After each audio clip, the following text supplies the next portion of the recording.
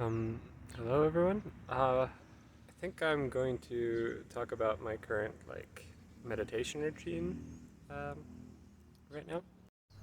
So some of this is kind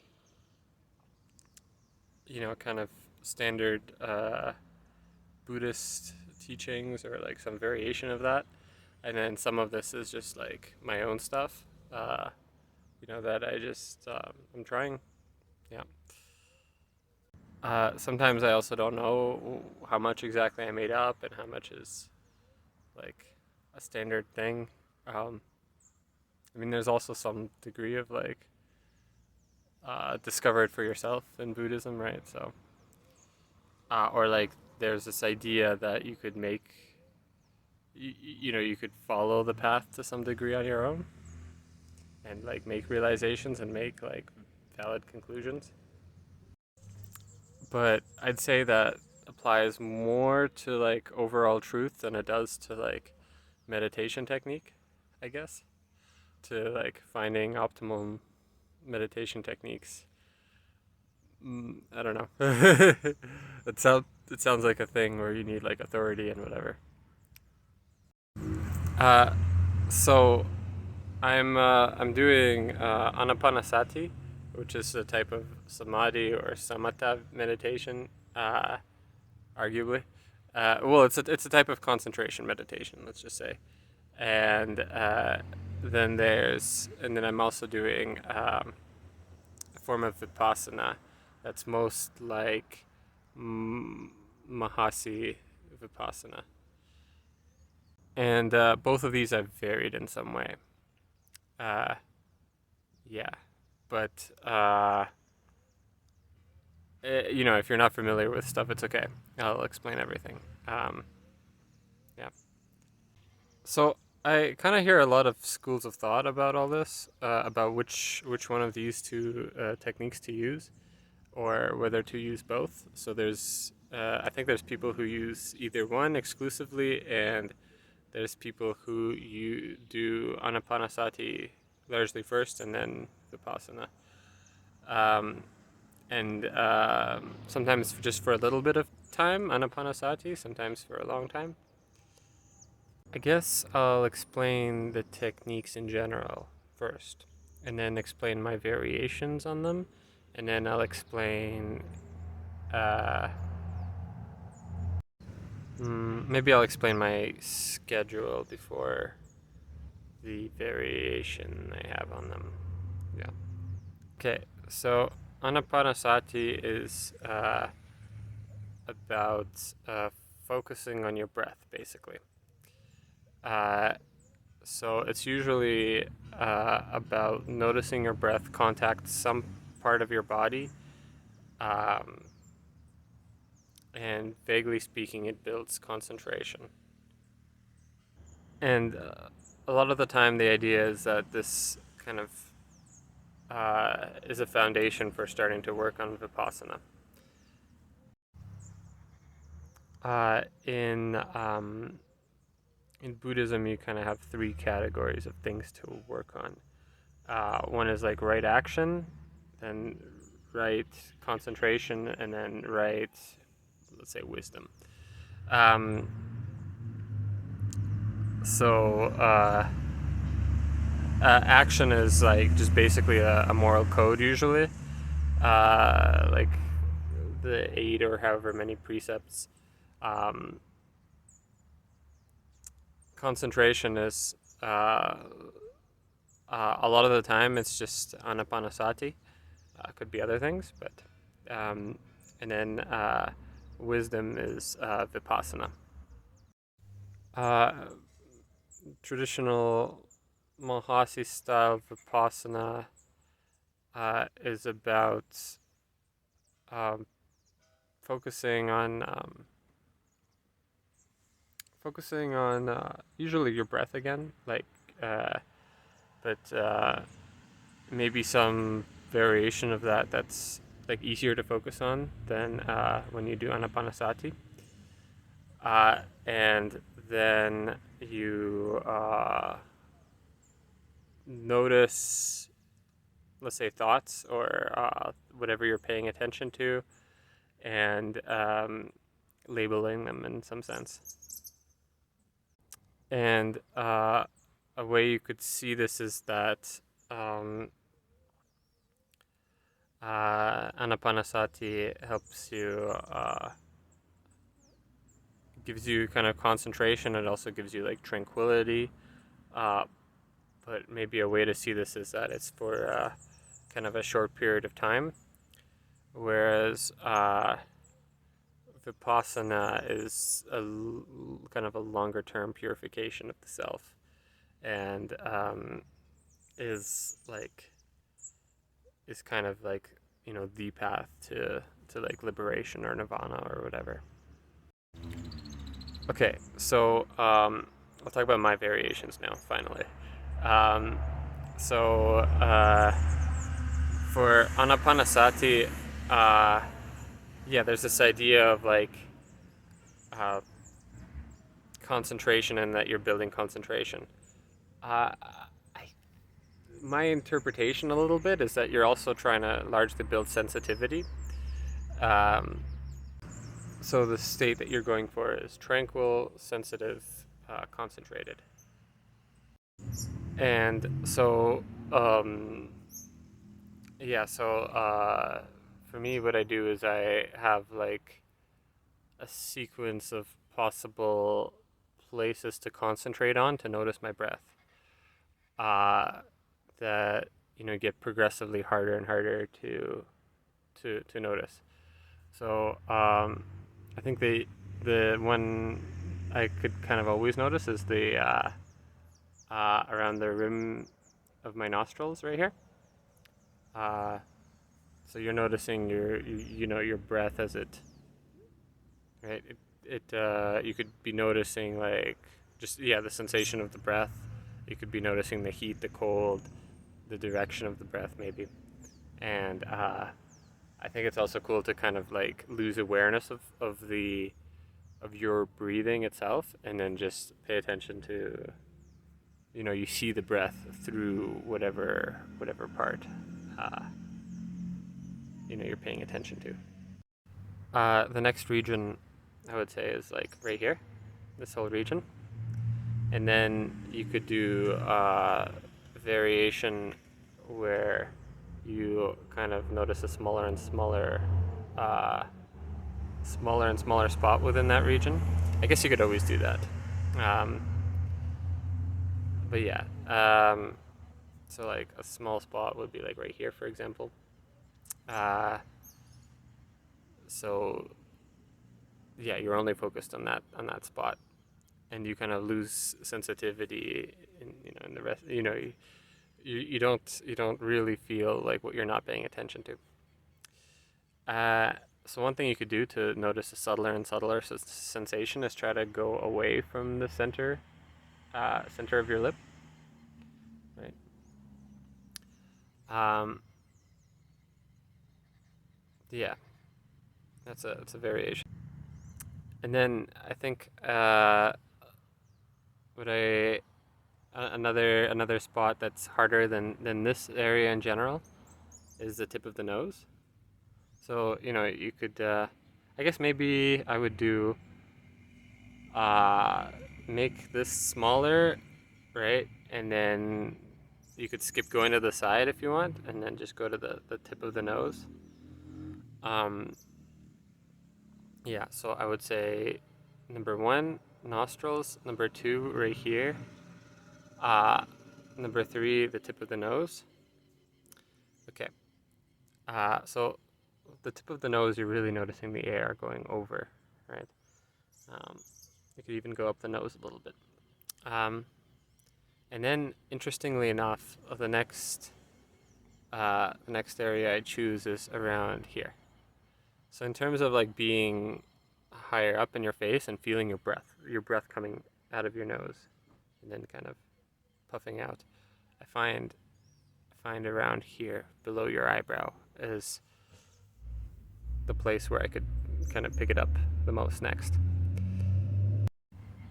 Um, yeah, right here, and then I think you feel it less and less closer to the center, right? Because of your nose, right? It kind of puffs out this way. Um, so right here would be the next region, and then kind of going up over here. There's a bunch of things about like the third eye. Um, but anyways, yeah, that's kind of what I work towards. Feeling the breath right here that's coming out of the nose, you know. And you could kind of like check yourself too, like whether you're actually, because it's so subtle that sometimes you're like, am I actually feeling it, right? So you could maybe like put your hand in front and you're like, oh yeah, now I don't feel it. Yeah, so I think subtler and subtler, noticing subtler and subtler sensations. Um, uh, yeah, you could do this by shifting the location. So, like I said, uh, number 1, number 2, number 3, number 4, number 5, number 6. And then another thing that'll happen is that as you're more and more concentrated, you'll breathe shallower, right? So that's also going to be a subtler and subtler sensation generally. Interestingly enough, I find with the harder kind of regions, it's sometimes I find it easier if I do breathe softer, because I think if I'm breathing hard, then other things get detected, and I find it harder to notice the subtler sensation. But yeah, I'm not sure, and I'm not sure what that means, right? Because in theory, it's supposed to get harder and harder as you breathe softer. So maybe that's actually a bad thing that it isn't like that. Um, yeah. Um, yeah. By the way, I do a lot of the time. I do all this on my bicycle. Um, yeah, because that's what I'm doing. I'm traveling by bicycle. But I also just kind of meditate whenever. Uh, so depending on what I'm doing too, I might focus on like an easier region. So like, let's say I'm switching tasks, uh, and it's like a task that requires more attention. I might pay attention to like here or here, or something easier. Yeah, if I really having a hard time, remove the nostril usually. But yeah, basically, mostly I just meditate all day or most of the day, or like whenever I can. Um, yeah. Okay. So the way I see it, right, is that uh, kind of concentration or attention is like a container, let's say a cup, right? And the more concentration you have, or like the more subtler sensations you could notice, the bigger the cup. And then the more subtle the thing is that you're concentrating on,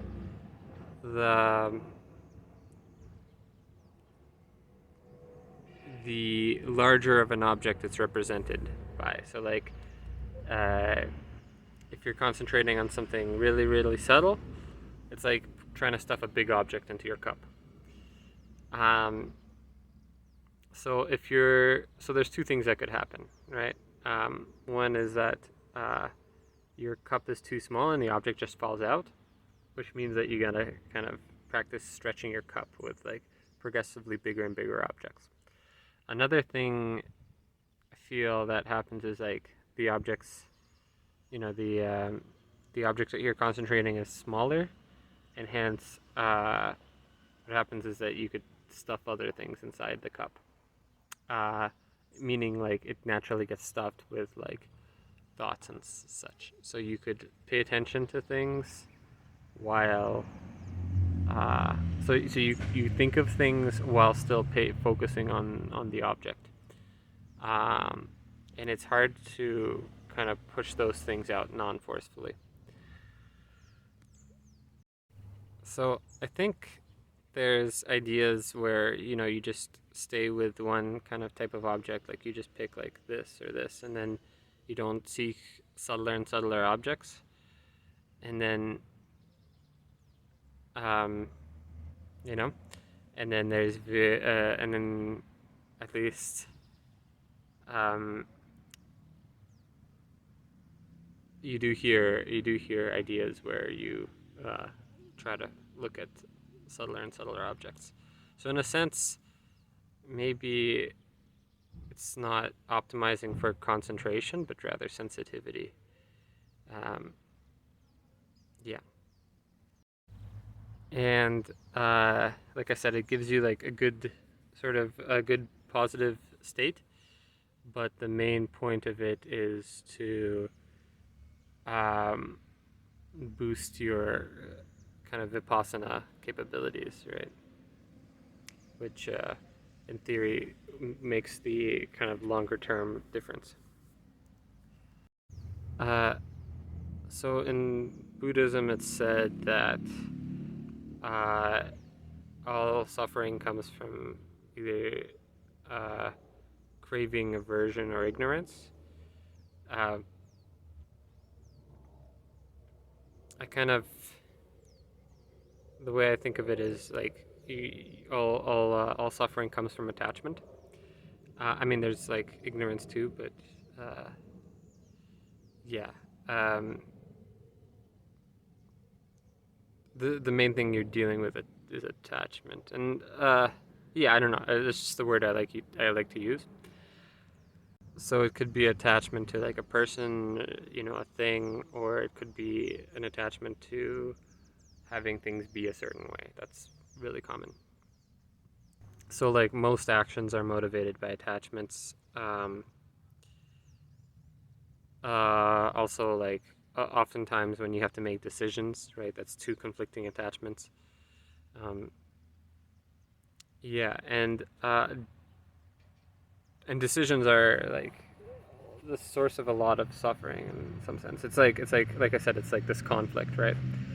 Uh, so the idea is um, all suffering comes from attachment, and um, the idea is like to at the very least observe your attachments. Um, yeah, and I guess I should say like in Buddhism, the ideal kind of the enlightened human is like one without attachments. Uh, but you could also think of the path as just trying to get you to a state of like minimalism with attachments. Like, you don't need to have nothing, but it's like with physical objects and minimalism, right? You're not trying to get rid of everything, but if you get rid of some things, then it and keep the things of value, right? Then it gives the things of value more value. Um, so it's the same with with attachments and yeah, like things you want in the world. So style of my style of vipassana is to, instead of labeling emotions and what you're paying attention to, I do a little bit more thinking, um, and which is could be good or bad, arguably, um, and well, but just like quick thinking, and it also kind of takes practice. Anyways, I notice I say what I'm attached to, or what my emotion is an indication of, like which attachment my emotion is an indication of. Um, so for like, I'm attached to having a YouTube channel. I'm attached to communicating things. I'm attached to how I'm perceived. I'm attached to whether or not my leg itches. I'm attached to whether or not there's a fly crawling on me. Uh, you know, things like that. Uh, and the point is just to be an observer, right? It's not to push things away or to do, to do whatever, right? The number one thing is uh, to just observe, and yeah. So in your mind, you know, state whatever you're attached to. I typically don't have much of a default object of meditation when doing my variation of Vipassana. Maybe sometimes the chest. Sometimes looking at uh, um, kind of sensations within the torso, like, um, but largely. So what happens sometimes is, if you notice a bunch of attachments and you feel kind of lighter from the lack of them after observing them, um, you you kind of feel like a lightness in your chest, and sometimes I by default meditate on that, and that's kind of cool too, because like when other things come up that it goes away, it like um, you could feel emotions through your body, right? There's like a mind body connection, I'm sure. You've felt to some degree. Yeah, and it's I mean it's very much part of like more like Goenka style Vipassana meditation, where you do like body scans, and they have a bunch of retreats for those. Yeah, so actually, um, just doing Vipassana meditation constantly, kind of noticing my attachments as they come, like focusing on that, uh, helps me kind of go through my day, especially when my day is like harder. So I think ideally the practice should be good, like in the moment, right? But also like long term, right? So yeah, in the moment, the kind of benefit is that it just, um, yeah, it makes you be able to, I don't know, I guess deal with things. Um, yeah, um, and then like long term, of course, it in general provides more of the state, and I guess there's also a component of wisdom too to it. Um, but yeah, I would say the anapanasati is integral for, or I'm right now I'm thinking it's integral for going deeper and deeper in vipassana. Um, so the question comes up too is like, how does anapanasati fare in terms of like day to day life? And I think there's like a different style uh, to dealing with problems, right? So in anapanasati, I'd say like you, because the problem like, so I'm like, you bicycling places and dealing with a lot of stuff day to day, um, and it's a lot of like kind of internally imposed things, right? So it's a lot of like internal wrestling, and so anapanasati is a kind of like more of like a don't think, ignore approach. And it's not like forcefully ignoring stuff, but it's like, oh, I'm just gonna concentrate more and more on my breath, right? So I essentially won't have room to think about things and uh, you know have that source of suffering. Um, but to some degree, the conflicts are kind of still there, whereas vipassana, kind of to some degree deals with the conflicts more directly. Um, so they both, you let in that thought, but then you uh, see it for what it is, and it kind of becomes better, you know. Uh, so I'd say Vipassana is overall better for your day to day life, but um, for it to function um,